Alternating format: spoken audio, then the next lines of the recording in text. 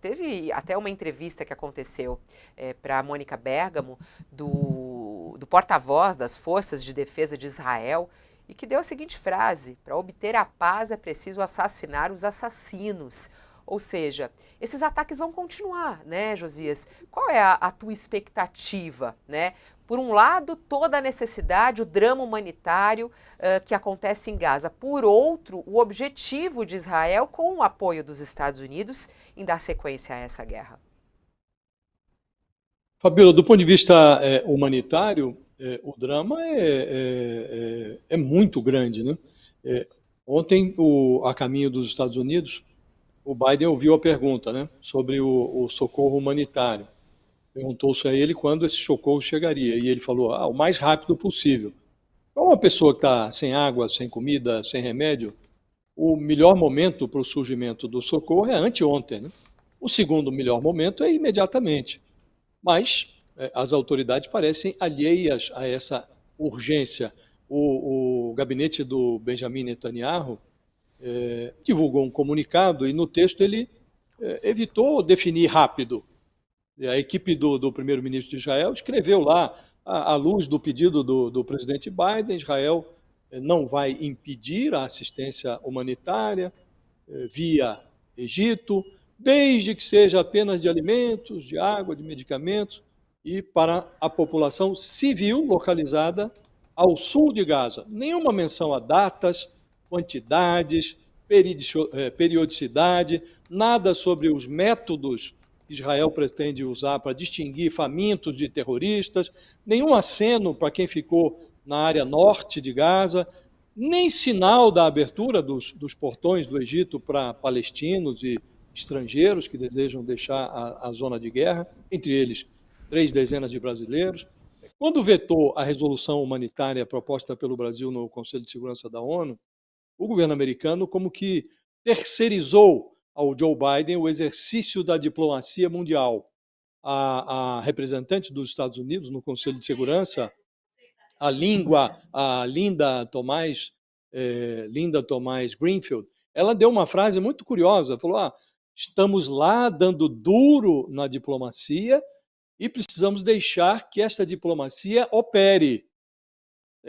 Na prática ela está dizendo, olha, o Conselho de Segurança não vale nada, o que vale é a diplomacia norte-americana.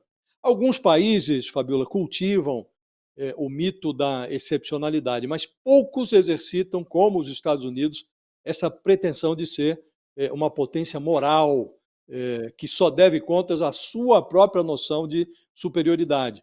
Ao dispensar o suporte do Conselho de Segurança da ONU, as asas da ONU, o Biden ele pulou de um penhasco no escuro, agarrado ao Netanyahu, imaginando que vai conseguir construir as suas próprias asas no caminho.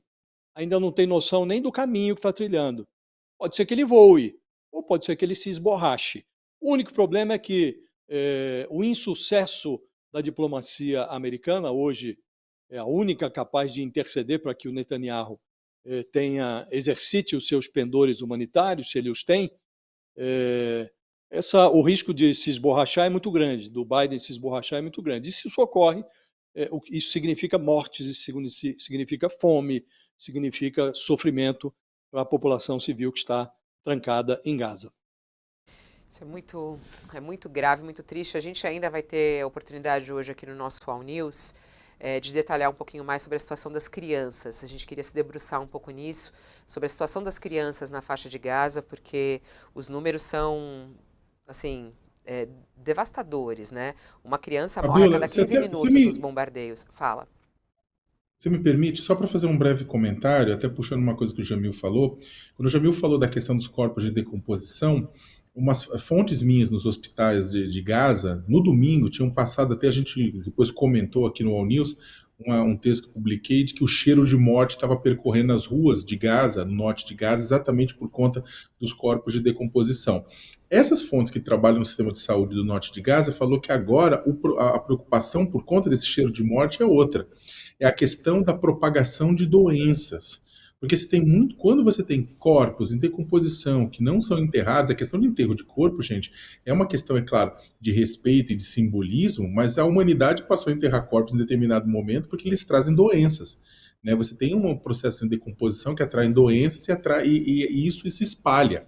Então eles estão com medo de que isso, né, acabe, na verdade, piorando a situação, porque além dos feridos por conta da guerra, além dos feridos e dos doentes que já são naturais que chegam aos hospitais, também pode ter essa situação desses corpos em decomposição, que impregnam o ar, também ajudando a propagar doenças e piorando a situação do já sobrecarregado sistema norte de saúde de Gaza. Muito triste, muito triste. Aliás, aconteceu hoje o enterro da Celeste. Daqui a pouquinho também traremos mais informações sobre isso. A Celeste, que era filha e neta de brasileiros e que foi vítima de um ataque do Hamas, a casa dela invadida, levada, né, como refém para a faixa de Gaza e que foi enterrada hoje.